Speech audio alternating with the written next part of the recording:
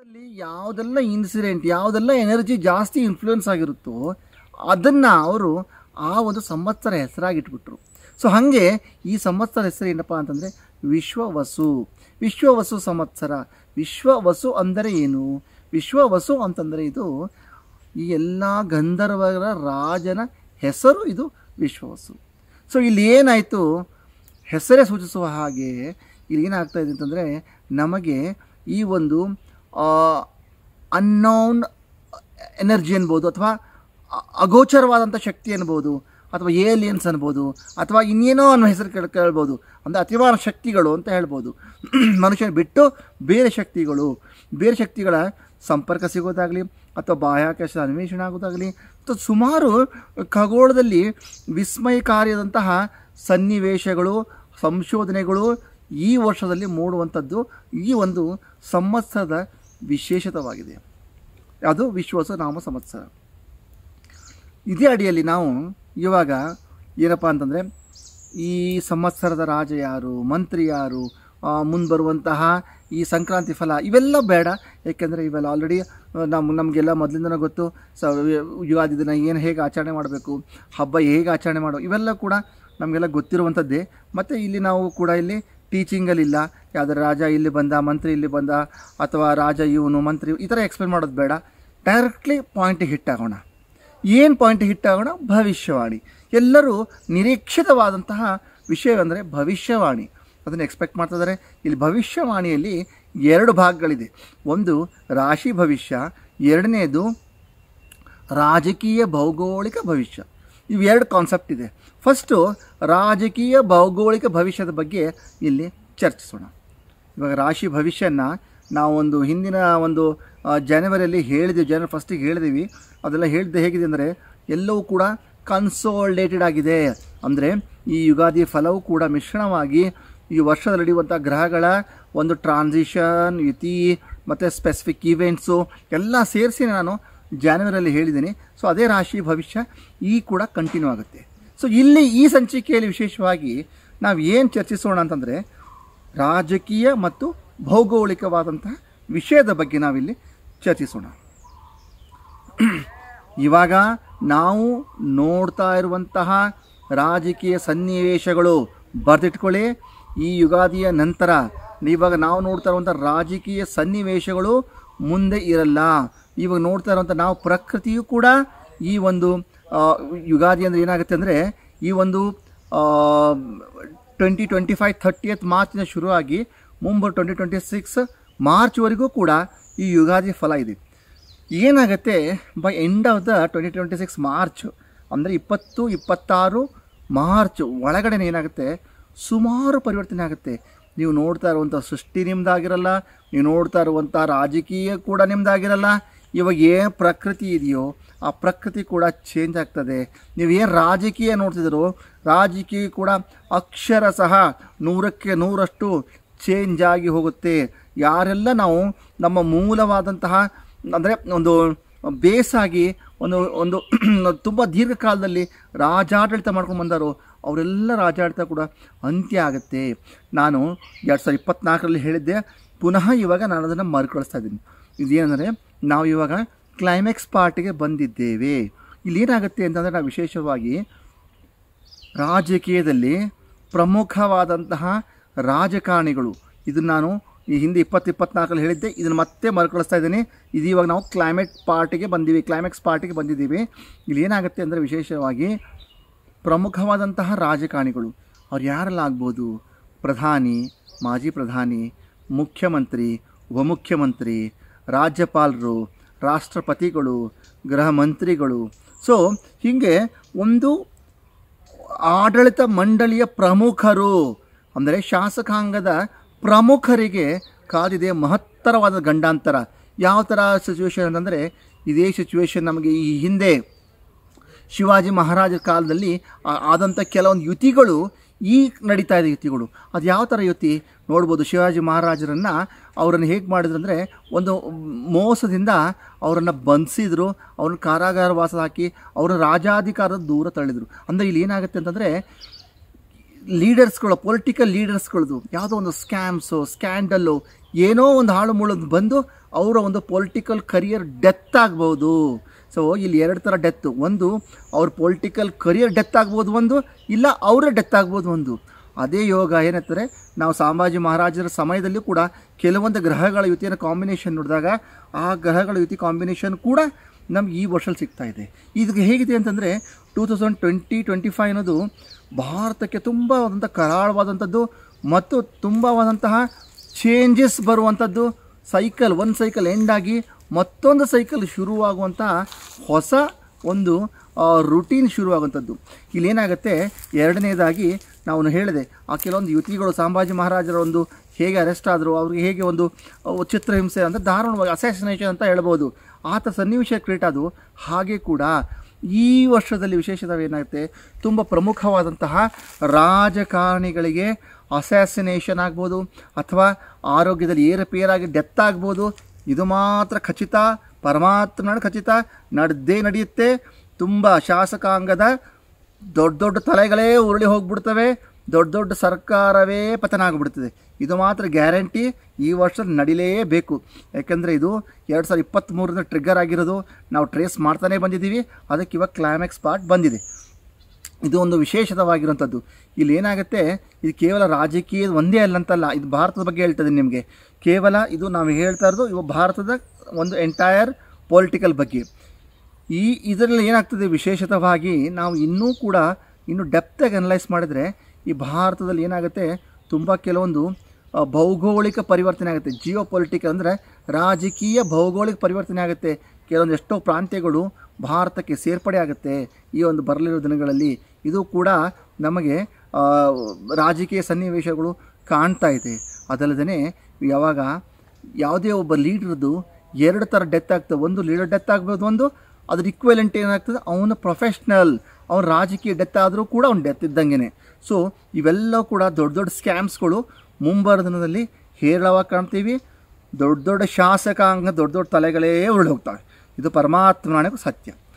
ಅದಲ್ಲದೆ ಏನಾಗುತ್ತೆ, ವಿಶೇಷವಾಗಿ ಈ ಬರಲಿರೋ ದಿನಗಳಲ್ಲಿ ಏನಾಗುತ್ತೆ, ಭಾರತದ ಆರ್ಥಿಕತೆ ಹೇಗಿರುತ್ತೆ ಅಂತ ನೋಡಿದಾಗ ಹಿಂದೆಂದು ಕಂಡು ಕೇಳರಿದಂತಹ recession, we are approaching towards an global recession. ಅದನ್ನು ಹಿಂದೆನೂ ಹೇಳಿದ್ದೀನಿ, ಇವಾಗಲೂ ಅದೇ ಹೇಳ್ತಿದ್ದೀನಿ. ಅವಾಗ we are approaching towards an global recession, ಒಂದಿನದ ಎರಡು ದಿನದಲ್ಲ, ಸುದೀರ್ಘ ಕಾಲಕ್ಕೆ ಹೋಗುವಂಥ ರಿಸೆಷನ್. ಇಲ್ಲೇನಾಗ್ತದೆ, ಬರೋದ್ರ ದಿನಗಳಲ್ಲಿ ಹಿಂದೆಂದು ಕಂಡರಿಯದಂತಹ ಆರ್ಥಿಕ ಮುಗ್ಗಟ್ಟನ್ನು ಭಾರತ ಈ ವರ್ಷದಲ್ಲಿ ಕಂಡೇ ಕಾಣುತ್ತೆ. ಭಾರತದಲ್ಲಿ ಆರ್ಥಿಕ ಪರಿಸ್ಥಿತಿ ತುಂಬ ಒಂದು ಬಿಕ್ಕಟ್ಟು ಪರಿಸ್ಥಿತಿ ಕ್ರಿಯೇಟ್ ಆಗುತ್ತೆ. ಎಷ್ಟೋ ಫೈನಾನ್ಷಿಯಲ್ ಬ್ಯಾಂಕ್ ಕೂಡ ಬ್ಯಾಂಕ್ರಪ್ಟ್ ಆಗ್ತವೆ. ಎಷ್ಟೋ ಜನ ಲೇ ಆಫ್ ಆಗೋ ಸಾಧ್ಯತೆ ಕೂಡ ಈ ಬರಲಿರೋ ದಿನಗಳಲ್ಲಿ ನಾವು ಕಂಡೇ ಕಾಣ್ತೀವಿ. ಅದಲ್ಲದೆ ಎಷ್ಟೋ ಫೈನಾನ್ಷಿಯಲ್ ಸ್ಕ್ಯಾಮ್ಸ್ಗಳು ಅಂದರೆ ದೊಡ್ಡ ಕಂಪ್ನಿಗಳ ಸ್ಕ್ಯಾಮ್ಸ್ಗಳು ಹೊರಗಡೆ ಬಂದು ಎಷ್ಟೋ ಕಂಪ್ನಿಗಳು ಕೂಡ ಮುಚ್ಚಿ ಹೋಗೋ ಸಾಧ್ಯತೆಗಳು ಇದೆ. ಸೊ ಇಲ್ಲೇನಾಗುತ್ತೆ, ಆರ್ಥಿಕ ಪರಿಸ್ಥಿತಿ ಅನ್ನೋದೇ ಬಿಕ್ಕಟ್ಟಾಗುತ್ತೆ. ಇವಾಗ ರಾಜಕೀಯ ಪರಿಸ್ಥಿತಿ ವಿಚಾರಿಸಿದ್ದೀವಿ, ಆರ್ಥಿಕ ಪರಿಸ್ಥಿತಿ ವಿಚಾರಿಸ್ತೀವಿ. ಸ್ಟಾಕ್ ಮಾರ್ಕೆಟ್ ಹೇಗಿರುತ್ತೆ ಅಂತಂದರೆ, ಸ್ಟಾಕ್ ಮಾರ್ಕೆಟಲ್ಲಿ ಪೂರ್ಣ ಈ ವರ್ಷ ಕಂಡು ಅರಿಯದ ಹಾಗೆ ಅದು ಕೂಡ ಫುಲ್ಲು ಅಧೋಮುಖವಾಗಿರುತ್ತೆ ವಿನಃ ಅದರಲ್ಲಿ ಯಾವುದೇ ಥರವಾದಂತಹ ಏಳಿಗೆಯನ್ನು ನಾವು ಕಾಣ್ತಾ ಇರಲ್ಲ. ಅದಲ್ಲದೆ ಈ ಒಂದು ವಿಷಯದಲ್ಲಿ ಭಾರತಕ್ಕೆ ಇನ್ನು ಯಾವ ಪ್ರಾಂತ್ಯದಲ್ಲಿ ವಿಶೇಷವಾಗಿ ನಾವು ಈ ಒಂದು ಭೌಗೋಳಿಕವಾಗಿ ಏನೆಲ್ಲ ಆಗಬಹುದು ಅಂತ ನೋಡಿದಾಗಲೂ ಕೂಡ ಈ ಒಂದು ಭೌಗೋಳಿಕವಾಗಿ ಎಷ್ಟೋ ಸನ್ನಿವೇಶಗಳಿದ್ದು ಕೇವಲ ಭಾರತಕ್ಕೆ ಸೀಮಿತ ಅಲ್ಲ, ಇಡೀ ಒಂದು ಜಗತ್ತಿಗೆ. ಭೂಮಿಯಲ್ಲಿ ಹಿಂದೆ ಹೇಳಿದ್ದೆ 2024 ನಾನು ಹೇಳಿದ್ದೆ, ಈ ಮತ್ತೆ ಮರುಕಳಿಸ್ತಾ ಇದ್ದೇನೆ. ಎಷ್ಟೋ ಭಾಗಶಃ ಭೂಮಿ ನೀರಲ್ಲಿ ಹೋಗುತ್ತೆ, ನೀರಲ್ಲಿರುವಂತಹ ಎಷ್ಟೋ ಭೂಮಿ ಸಮೇತ ಎಷ್ಟೋ ವಸ್ತುಗಳು ಪ್ರತ್ಯಕ್ಷವಾಗಿಬಿಡ್ತವೆ. ಎಷ್ಟೋ ಹೊಸ ಸಂಗತಿಗಳೇ ಬ್ರಹ್ಮಾಂಡಕ್ಕೆ ಬಂದ್ಬಿಡುತ್ತೆ, ಎಷ್ಟೋ ಬ್ರಹ್ಮಾಂಡ ಸಂಗತಿಗಳೇ ಎಕ್ಸ್ಪ್ಲೋರ್ ಆಗಿಬಿಡುತ್ತೆ.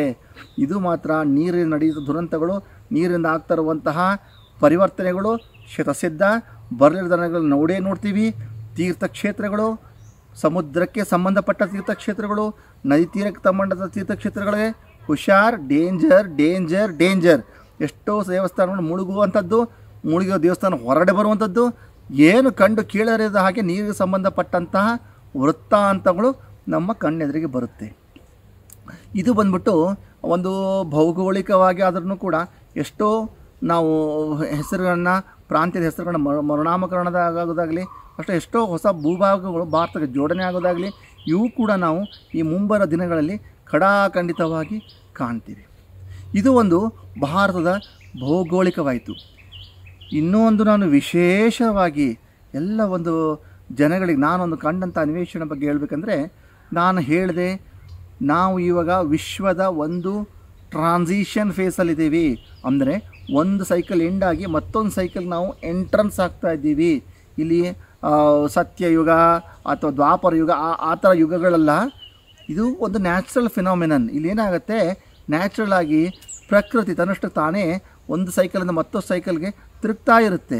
ಸೊ ಇದು ನ್ಯಾಚುರಲ್ ಫಿನಾಮಿನನ್. ಇಲ್ಲಿ ಯಾವುದೇ ನಾವು ಯುಗ ಅಂತ ಹೋಲಿಸ್ಕೊಳ್ಳೋ ಅವಶ್ಯಕತೆ ನಮಗಿಲ್ಲ.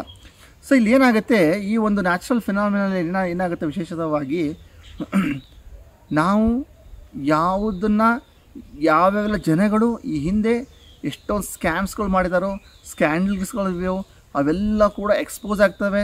ಎಷ್ಟು ಜನ ಈ ಹಿಂದೆ ಸಿಗಾಕೊಂಡಿದ್ದಾರೋ ಅವ್ರಿಗೆಲ್ಲ ತಕ್ಕ ಶಿಕ್ಷೆ ಆಗುತ್ತೆ. ಇದು ಮಾತ್ರ ಕಟ್ಟಿಟ್ಟ ಬುದ್ಧಿ, ಯಾಕಂದರೆ ಇದು ಶುದ್ಧೀಕರಣಕ್ಕೆ ಹೋಗ್ತಾ ಇದ್ದೀವಿ. V are moving towards an new environment transition. ಇದಕ್ಕಿಂತ ಗ್ಲೋಬಲ್ ಟ್ರಾನ್ಸಿಷನ್ ಅಂತ ನಾವು ಇದನ್ನು ಹೇಳ್ಬೋದು. ಈಗ ಇನ್ನೊಂದು ವಿಶೇಷವಾಗಿ ನಾ ಸಂಗತಿಗಳನ್ನು ತಮ್ಮೊಟ್ಟಿಗೆ ಹಂಚಿಕೊಳ್ಳಲು ಇಷ್ಟಪಡ್ತಾ ಇದ್ದೀನಿ. ಏನಪ್ಪ ಅಂತಂದರೆ, ನಾನು ಹೇಳಿದೆ ಇವಾಗ ಆಲ್ರೆಡಿ ನಾವು ಒಂದು ಎನ್ವೈರ್ಮೆಂಟಿಂದ ಒಂದು ಫೇಸಿಂದ ಮತ್ತೊಂದು ಫೇಸಿಗೆ ಮೂವ್ ಆಗ್ತಾ ಇದ್ದೀವಿ ಅಂತ ಹೇಳಿದೆ. ಇದು ವಿಶೇಷವಾಗಿ ಏನಾಗುತ್ತೆ, ವಾಸುಕಿ ದೇವರು ಏನು ಮಾಡ್ತಾರೆ, ತಮ್ಮ ಸ್ಥಾನ ಪಲ್ಲಟನೆ ಮಾಡ್ತಾರೆ. ಆ ಸ್ಥಾನ ಪಲ್ಲಟನೆ ಮಾಡಬೇಕಾದಾಗ ಏನಾಗುತ್ತೆ, ತುಂಬ ಒಂದು ವೇರಿಯೇಷನ್ ಶುರು ಆಗುತ್ತೆ. ಸೈಡ್ ಎಫೆಕ್ಟ್ಸ್ ಅಂತಾರಲ್ಲ, ಸೈಡ್ ಎಫೆಕ್ಟ್ ಶುರು ಆಗುತ್ತೆ. ವಾಸುಕಿ ದೇವರು ತಮ್ಮ ಮೂಲ ಸ್ಥಳದಿಂದ ಶಾಶ್ವತವಾಗಿ ತತ್ವಮಸಿ ಗುರು ಪರಂಪರಾ ಸಂಸ್ಥಾನದಲ್ಲಿ ನಮ್ಮ ಆಶ್ರಮದಲ್ಲಿ ಆಚಂದ್ರಾರ್ಕ ನೆಲೆಸ್ತಾರೆ. ಇದು ಮಾತ್ರ ಭಗವಂತನಾಣೆಗೂ ಸತ್ಯ. ಇದರ ಪರಿಣಾಮವಾಗಿ ಏನಾಗುತ್ತೆ, ಯಾವಾಗ ಅವರು ತಮ್ಮ ಸ್ಥಾನವನ್ನು ಕದಲ್ತಾ ಇರ್ತಾರೋ ಅವಾಗ ಏನಾಗುತ್ತೆ, ಸರ್ಪಗಳ ವಿಷಯ, ಸರ್ಪಗಳ ಸಂಬಂಧಪಟ್ಟಂಥ ಸಂಗತಿಗಳು ನಮ್ಮ ಅಕ್ಕಪಕ್ಕದಲ್ಲಿ ದಕ್ಷಿಣ ಭಾರತದ, ಅಂದರೆ ನಮ್ಮ ಒಂದು ಬೆಂಗಳೂರು ಅಕ್ಕಪಕ್ಕದಲ್ಲಿ, ಅಂದರೆ ಬೆಂಗಳೂರು ಸಂಬಂಧಪಟ್ಟಂಥ ರಾಜ್ಯಗಳಾದಂಥ ಈ ಕಡೆ ಆಂಧ್ರ, ಈ ಕಡೆ ತಮಿಳುನಾಡು ಮತ್ತು ಆ ಕಡೆ ಮಹಾರಾಷ್ಟ್ರ ಬಾರ್ಡ್ರು, ಇವೆಲ್ಲ ಅಂದರೆ ಅಕ್ಕಪಕ್ಕದಲ್ಲಿ ದಕ್ಷಿಣ ಭಾರತ ಅಕ್ಕಪಕ್ಕದಲ್ಲಿ ಕೂಡ ಈ ಕಡೆ ಗೋವಾ, ಈ ಕಡೆ ಎಲ್ಲ ಪ್ರಾಂತ್ಯಗಳಲ್ಲಿ ಕೂಡ ನಾವು ಸರ್ಪಕ್ಕೆ ಸಂಬಂಧಪಟ್ಟಂತಹ ಕೆಲವು ಸಂಗತಿಗಳು, ಸರ್ಪ ಸಂಚಾರ, ಸರ್ಪ ವಿಷಯಗಳನ್ನು 100 ಕಂಡು ಕೇಳ್ತೀರಾ. ಈ ಥರ ಸನ್ನಿವೇಶ ಕೇಳ್ತಾ ಇದ್ದರೆ ಅರ್ಥ ಮಾಡ್ಕೊಳ್ಳಿ, ವಾಸುಕಿ ದೇವರು ತಮ್ಮ ಮೂಲ ಸ್ಥಾನವನ್ನು ಬಿಟ್ಟು ನಮ್ಮ ಆಶ್ರಮದಲ್ಲಿ ನೆಲೆಸ್ತಾ ಇದ್ದಾರೆ ಅಂತ. ಇದು ಪರಮಾತ್ಮನಾಣೆಗೂ ಸತ್ಯ. ನಾನೇನೋ ಇವಾಗ ಹೇಳಿದ್ರೆ ಅಯ್ಯೋ ಏನೋ ಹೇಳ್ತಾರೆ ಬಿಡೋ ಗುರುಗಳು ಅಂತಾರೆ. ಬಟ್ ಅದೇ ಒಂದು 6 ತಿಂಗಳಾದ ನಂತರ ಕಣ್ಣಿಗೆ ಬಂದ ನಂತರ ಓ ಅಯ್ಯಪ್ಪ ಹೇಳಿ ಸರಿ ಇತ್ತಲ್ಲ ಅಂತಾರೆ. ಯಾಕೆಂದರೆ ಈ ಹಿಂದೇನೋ ನಮ್ಗೆ ಆಗಿದೆ, ಆ ಅನುಭವ ಕೂಡ ನಾವು ಆಗಿದ್ದೀವಿ. ಅದು ಇವಾಗೇನು ನೀವು ಆ ಥರ ಹೇಳಿದ್ರಿಂದ ನನಗೇನು ಆಶ್ಚರ್ಯಪಡಲ್ಲ. ಬಟ್ ನಿಮ್ಮ ಮುಂದೆ ಈ ಒಂದು ಅನುಭವ ಬಂದೇ ಬರುತ್ತೆ. ವಾಸುಕಿ ಸಮೇತ ಸುಬ್ರಹ್ಮಣ್ಯವರು ಆಚಂದ್ರಾರ್ಕವಾಗಿ ಸ್ಥಿರವಾಗಿ ನಮ್ಮ ಆಶ್ರಮದಲ್ಲಿ ನೆಲೆ ಊರ್ತಾರೆ. ಇದು ಪರಮಾತ್ಮನಾಣೆಗೂ ಸತ್ಯ. ಅದರ ಪರಿಣಾಮವಾಗಿ ಏನಾಗುತ್ತೆ, ದಕ್ಷಿಣ ಭಾರತದಲ್ಲಿ ಸರ್ಪಗಳ, ಯಾಕಂದರೆ ಇವರು ಅಲ್ಲಿ ಒಂದು ಸ್ಥಾನದ ಎದ್ದಾಗ ಅದೇನಾಗುತ್ತೆ, ಸರ್ಪಗಳ ಸಂಚಾರ ಶುರು ಆಗ್ತಾ ಹೋಗುತ್ತೆ. ಒಂದು ಡಿವಿಯೇಷನ್ ಆಗುತ್ತೆ, ಸರ್ಪ ವಿಷಯಗಳು ಬರ್ತವೆ, ಸ್ವಲ್ಪ ಥರ ವೈಬ್ರೇಷನ್ ಶುರು ಆಗುತ್ತೆ. ಅದರ ಅರ್ಥ ಏನು, ವಾಸುಕಿ ದೇವರು ಮೂವ್ ಆಗ್ತಾ ಇದ್ದಾರೆ ಅಂತ ಅರ್ಥ. ಇದು ಕೂಡ ಇದೇ 1 ವರ್ಷ ನಡೆಯುತ್ತೆ. ಇದು ಟ್ರಾನ್ಸಿಷನ್ ಫೇಸು. ಯಾಕೆ ಈ ಥರ ಆಗುತ್ತಂದರೆ, ಮುಂಬರುವಂತಹ 2028 ನಂತರ ಇಡೀ ಜಗತ್ತಿಗೆ ತತ್ವಮಸಿ ಗುರುಪರಂಪರಾ ಸಂಸ್ಥಾನ ಒಂದು ಕೇಂದ್ರ ಬಿಂದು ಆಗುತ್ತೆ ಮತ್ತು ಒಂದು ಮಾರ್ಗದರ್ಶನ ಆಗುತ್ತೆ. ಇದೂ ಕೂಡ ಪರಮಾತ್ಮನಾಣೆಗೂ ಸತ್ಯ. ಯಾಕೆಂದರೆ ನಾವು ಹೇಳುವಂಥ ಎಲ್ಲ ಭವಿಷ್ಯವಾಣಿ ಪಾರದರ್ಶಕವಾಗಿದೆ, ಎಲ್ಲರ ಕಣ್ಣೆದುರಿಗಿದೆ, ನಿಟ್ಟವಾಗಿದೆ, ದೀಟವಾಗಿದೆ. ಯಾಕಂದರೆ ನಾವು ಯಾವುದು ಹಿಟ್ ಆ್ಯಂಡ್ ರನ್ ಒಮ್ಮೆ ಹೇಳಿಬಿಟ್ಟು ಒಂದು 8 ತಿಂಗಳು 10 ತಿಂಗಳು ಬಿಟ್ಟು ಬರುವಂಥದ್ದಲ್ಲ. ನಾವು ಹೇಳ್ತೀವಿ ಅಂದರೆ ಪ್ರತಿ ತಿಂಗಳು ನಾವು ಅದನ್ನು ಫಾಲೋಅಪ್ ಮಾಡಿಕೊಂಡು ಜನಗಳಿಗೆ ತಂದು ಮುಟ್ಟಿಸ್ತಾ ಇರ್ತೀವಿ. ಸೊ ಈ ದೃಷ್ಟಿಯಿಂದ ನಮ್ಮ ಎಲ್ಲ ಪ್ರೆಡಿಕ್ಷನ್ಸ್ ಕೂಡ ಪಾರದರ್ಶಕವಾಗಿದೆ ಮತ್ತು ಸತ್ಯವಾಗಿದೆ, ನಿಜವಾಗಿದೆ, ಯಾವುದೂ ಕೂಡ ಹುಸಿಯಾಗಿಲ್ಲ. ಸೊ ಇವಾಗ ಹೇಳಿರುವಂಥ ಭವಿಷ್ಯವಾಣಿ 2028ರಿಂದ ಇಡೀ ಭಾರತಕ್ಕೆ ನಮ್ಮ ಆಶ್ರಮ ಕೇಂದ್ರ ಬಿಂದುವಾಗುತ್ತೆ, ಮಾರ್ಗದರ್ಶಕವಾಗುತ್ತೆ, ಅದು ಇಡೀ ಬ್ರಹ್ಮಾಂಡಕ್ಕೆ ಪ್ರಚಾರವಾಗುತ್ತೆ. ಇದು ಮಾತ್ರ ಪರಮಾತ್ಮನಿಗೂ ಸತ್ಯ. ಇದು ಈ ಒಂದು ಟ್ರಾನ್ಸಿಷನ್ 2025ಇಂದನೇ ಇದು ಸಂಚಾರಕ್ಕೆ ಬರುತ್ತೆ. ಮುಂದೆ ನಿಮ್ಮ ಕಣ್ಣಿಗೆ ಗೋಚಾರ ಆಗುತ್ತೆ. ನಂಬಿದರವರಿಗೆ ಒಳ್ಳೆಯದು, ನಂಬದೇ ಇದ್ದವರಿಗೆ ಮುಂದೆ ಅನುಭವಕ್ಕೆ ಬರುತ್ತೆ. ಸೊ ಇಷ್ಟುವರೆಗೂ ನಾವು ನಮ್ಮ ಭಾರತದಲ್ಲಿ ನಡೆಯುವಂತಹ ಕೆಲವೊಂದು ಸಂಗತಿಗಳನ್ನು ನೋಡಿದ್ದೀವಿ. ಇನ್ನೂ ಕೂಡ ನಿಮಗೆ ಡೆಪ್ತಾಗಿ ಹೇಳಬೇಕು ಅಂದರೆ ಆಲ್ರೆಡಿ ನಾನು ಹಿಂದೆ ಹೇಳಿದ್ದೇನೆ, ಅದೇ ಕೂಡ ಇವಾಗ ನೀವು ಅದನ್ನೆಲ್ಲನೂ ಕನ್ಸೋಲಿಡೇಟ್ ಮಾಡಿಕೊಂಡು ಈ ಬರುವಂತಹ ಮಾರ್ಚಿಂದ ಮುಂದಿನ ಮಾರ್ಚ್ ಒಳಗಡೆ ನಾನು ಹೇಳಿರುವಂತಹ ಪ್ರತಿಯೊಂದು ವರ್ಡ್ಗಳು, ಪ್ರತಿಯೊಂದು ಭವಿಷ್ಯವಾಣಿಗಳು ಪರಮಾತ್ಮನೇ ನಡೆಯುತ್ತೆ. ಯಾಕಂದರೆ ಅಷ್ಟೇ ಡೆಪ್ತಾಗಿ ಅನಲೈಸ್ ಮಾಡಿ ನಿಮ್ಮ ಹತ್ರ ತಂದಿರೋದು. ಇನ್ನೂ ವಿಶೇಷವಾಗಿ ಇವಾಗ ನಾವು ಅಂತಾರಾಷ್ಟ್ರೀಯ ಮಟ್ಟಕ್ಕೆ ವಿಚಾರಿಸೋಣ. ಅಂತಾರಾಷ್ಟ್ರೀಯ ಮಟ್ಟದಲ್ಲಿ ಏನಾಗುತ್ತೆ ಅಂತ ನೋಡೋಣ. ಇವಾಗ ಭೌಗೋಳಿಕವಾಗಿ ನಾವು ನೋಡ್ತಾ ಇರಬೇಕಾದಾಗ ವಿಶ್ವವ್ಯಾಪಿಯಾಗಿ ಯುದ್ಧಗಳು ನಡೀತಾ ಇದ್ದಾವೆ. ಸೊ ಇಲ್ಲೇನಾಗುತ್ತೆ, ಈ ಯುದ್ಧ ಅನ್ನೋದು ಮುಂಬರೋ ದಿನಗಳಲ್ಲಿ ಮತ್ತಷ್ಟು ಇಂಟೆನ್ಸಿಫೈ ಆಗಿಬಿಡುತ್ತೆ. ಎಷ್ಟು ಬೇರೆ ಬೇರೆ ದೇಶಗಳು ಮತ್ತು ಈ ಯುದ್ಧದಲ್ಲಿ ಕೂಡ ಪಾಲ್ಗೊಳ್ತವೆ. ಇಡೀ ಒಂದು ಜಗತ್ತೇ ಎರಡು ಭಾಗವಾಗಿ ಒಂದು ಯುದ್ಧಕ್ಕೆ ನಾಂದಿ ಹಾಡುವ ಸಾಧ್ಯತೆ ಕೂಡ ಇದೆ ಈ ಮುಂಬರುವ ದಿನಗಳಲ್ಲಿ. ಅದೆಲ್ಲ ಹೇಗಾಗುತ್ತೆ ಏನಂದರೆ ಹೊಸದಂತಹ ಟೆಕ್ನಾಲಜಿ, ಹೊಸದಂತಹ ಇದು ಅಂತಾರಾಷ್ಟ್ರೀಯ ಮಟ್ಟದಲ್ಲಿ ಏನಾಗುತ್ತೆ, ಹೇಗೆ ಇದು AI ಟೆಕ್ನಾಲಜಿ ಅಂದ್ಕೊಂಡು ತುಂಬಾ ಇಂಪ್ರೂವ್ಮೆಂಟ್ ಕಾಣುತ್ತೋ ಅದೇ ಥರನಾಗಿ ಸೈಮಲ್ಟನ್ಸಿ ಇಡೀ ವಿಶ್ವವ್ಯಾಪಿಯಾಗಿ ಅದು ತದ್ವಿರುದ್ಧವಾಗಿ ವೈರಸ್ ಅಂದರೆ ಸೈಬರಲ್ಲಿ ನಡೀತ ಕ್ರೈಮ್ಸ್ಗಳಾಗಲಿ, AI ಇಂದ ಆಗುವಂಥ ದುರಂತ ಸೈಡ್ ಎಫೆಕ್ಟ್ಸ್ಗಳಾಗಲಿ ಅದು ಕೂಡ ಅಷ್ಟರ ಮಟ್ಟಿಗೆ ವೈಬ್ರೇಷನ್ ಕೊಡ್ತಾ ಹೋಗುತ್ತೆ. ಅದೇ ಕೂಡ ಅಷ್ಟರ ಮಟ್ಟಿಗೆ ಒಂದು ಏರ್ಕೊಂಡೇ ಹೋಗುತ್ತೆ. ಇದು ಬ್ರಹ್ಮಾಂಡದಲ್ಲಿ ಅಂದರೆ ನಾವು ಮಾಡಬೇಕಾದ್ರೆ ಈಗ ಸೈಬರ್ ಕ್ರೈಮ್ಸ್ ಎಲ್ಲ ಬಂತು ಅಂದರೆ ನಾವೇನು ಹುಷಾರಾಗಿರಬೇಕು, ನಾವು ಮಾಡುವಂಥ ಆನ್ಲೈನ್ ಟ್ರಾನ್ಸಾಕ್ಷನ್ಸ್ ಆಗಲಿ, ಆನ್ಲೈನ್ ಬಿಸ್ನೆಸ್ಗಳಾಗಲಿ ಹುಷಾರಾಗಿರಬೇಕು. ಯಾರೊಟ್ಟಿಗೆ ದಯವಿಟ್ಟು ಪಾಸ್ವರ್ಡ್ ಶೇರ್ ಮಾಡದೇರಿ, ನಿಮ್ಮ ಒಂದು ಗುಟ್ಟು ರಟ್ಟು ಮಾಡದೇರಿ, ನಿಮ್ಮಲ್ಲಿ ನೀವು ಗುಪ್ತಾಗಿರಿ. ಇದೊಂದು ಕೇವಲ ರಾಷ್ಟ್ರಕ್ಕಲ್ಲ, ಇಡೀ ಜಗತ್ತಿಗೆ ಇದೊಂದು ಗ್ಲೋಬಲ್ ಎಫೆಕ್ಟ್ ಇದೆ. ಈ global we are moving toward an new cycle. ಇದೆಂದರೆ ಗ್ಲೋಬಲ್ ಟ್ರಾನ್ಸಿಷನ್ ಅಂತ ನಾವು ಹೇಳ್ತಾ ಇದ್ದೀವಿ. ಇದು ಮುಂಬರುವ ದಿನಗಳಲ್ಲಿ ಅಂದರೆ ಇವು ಮಾರ್ಚಿಂದ ಶುರು ಆಗಿ ಮುಂಬರೋ ಮಾರ್ಚದಲ್ಲಿ ಗ್ಯಾರಂಟಿ ನಡೆಯುತ್ತೆ. ತುಂಬ ಚೇಂಜಸ್ಸು. ಇವಾಗಿರೋ ಪ್ರಕೃತಿ ಹೀಗಿರಲ್ಲ, ಇವಾಗಿರೋ ಮನುಷ್ಯರು ಹೀಗಿರಲ್ಲ, ಇವಾಗಿರುವಂತಹ ಈ ಒಂದು ರಾಜಕೀಯ ಒಂದು ವ್ಯವಸ್ಥೆ ಕೂಡ ಇರಲ್ಲ. ಎಷ್ಟು ಜನ ನಾವು ಈಗ ನೋಡ್ತಾ ಇದ್ದೀವಿ, ದೊಡ್ಡ ಘಟಾನುಘಟಿ ರಾಜಕಾರಣಿಗಳು, ಅವ್ರು ಯಾರು ಮುಂದೆ ನಮಗೆ ನೋಡೋಕ್ಕೆ ಸಿಗಲ್ಲ, ಕೇವಲ ಚಿತ್ರಪಟದಲ್ಲಿ ಸಿಗ್ತಾರೆ. ಈ ಥರ ಒಬ್ಬರು ವ್ಯಕ್ತಿಗಳಿದ್ದರು ಅಂತ ಸಿಗ್ತಾರೆ. ಇದು ಮಾತ್ರ ನಡೆಯೋ ಸಿದ್ಧ, ಪರಮಾತ್ಮನಿಗೂ ಸಿದ್ಧ. ಅದಲ್ಲದೇ ನಾವು ಭಾರತಕ್ಕೆ ವಿಚಾರಿಸಿದಾಗ ನಾನು ಈಗ ಹಿಂದೆ ಹೇಳಿದ್ದೀನಿ, ಎರಡು ಪಂಥಗಳ ಮಧ್ಯದಲ್ಲಿ ದೊಡ್ಡ ಘರ್ಷಣೆ. ಇದು ಯಾವ ಥರ ಅಂತಂದರೆ ಇದೇ ಥರ ಎಫೆಕ್ಟ್ಸ್ಗಳು ನಾವು ಹಿಂದೆ ಒಂದು ಬಾಬರಿ ಮಸೀದಿ, ಆ ಟೈಮಲ್ಲಿ ಬಾಬರಿ ಮಸೀದಿ ಏನು ಕನ್ಸ್ಟ್ರಕ್ಷನ್ ಮಾಡಿದ್ರು, ರಾಮ ಮಂದಿರ ಮುರಿದು, ಅವು ಏನೊಂದು ಸಂಗತಿಗಳು ಕ್ರಿಯೇಟ್ ಆಗಿ ಇಲ್ಲೂವರೆಗೂ ಫೈಟ್ ಆಯಿತು ಅಂದರೆ ಧಾರ್ಮಿಕದಲ್ಲಿ ದೊಡ್ಡದೊಂದು ಧಾರ್ಮಿಕ ದಂಗಲ್ ತಿರುವು ಅಂತ ಹೇಳ್ಬೋದು. ದೊಡ್ಡ ಧಾರ್ಮಿಕ ದಂಗಲ್ ತಿರುವೇ ಇವಾಗ ಶುರು ಆಗುತ್ತೆ. ತುಂಬ ಪೈಪೋಟಿಯಾಗಿ ಫೈಟ್ ಆಗುವಂಥ ಸನ್ನಿವೇಶಗಳು ನಾವು ಈ ವರ್ಷದಲ್ಲಿ ಕಂಡೇ ಕಾಣ್ತೀವಿ. ಅದಕ್ಕೆ ನಾವೆಲ್ಲ ಒಂದು ಜನಗಳಿಗೆ ಏನು ಹೇಳೋದಂದರೆ, ಈ ಹಿಂದೆ ನಿಮಗೆ ಅಲರ್ಟ್ ಮಾಡಿ ಸೂಚಿಸುವಂಥವ್ರು ಯಾರಿರಲ್ಲ.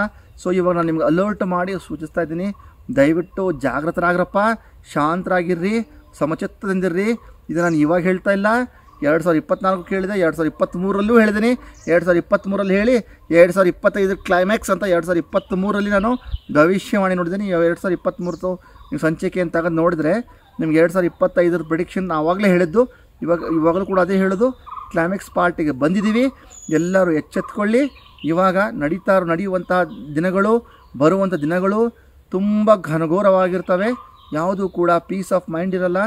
ಅಂದರೆ ನಾವು ಭಗವಂತನ ಮೊರೆ ಹೋದಾಗ, ಭಗವಂತನ ರಕ್ಷಣೆ ಕೊಡಿದಾಗ, ಭಗವಂತ ಕೆಲವೊಂದು ಆಗುವಂತಹ ದುರಂತಗಳನ್ನು ಭಗವಂತ ಕಾಪಾಡಿ ನಮ್ಮನ್ನು ರಕ್ಷಣೆ ಮಾಡಿ ಒಂದು ಶಾಂತಿ ಮತ್ತು ಒಂದು ಒಳ್ಳೆಯ ಸಮೃದ್ಧಿಯಾಗಿಟ್ಟು, ಸುಖ ಸಮೃದ್ಧಿಯಾಗಿಟ್ಟು ನಮ್ಮನ್ನು ಕಾಪಾಡ್ತಾನೆ. ಸೊ ಇಷ್ಟೇ ಹೇಳ್ತಾ ಇವತ್ತಿನ ಕಿರುಸಂಚಿಕೆಗೆ ಅಲ್ಪ ವಿರಾಮ ಇಡ್ತಿದ್ದೀನಿ. ಸರ್ವೇ ಜನಾಃ ಸುಖಿನೋ ಭವಂತು.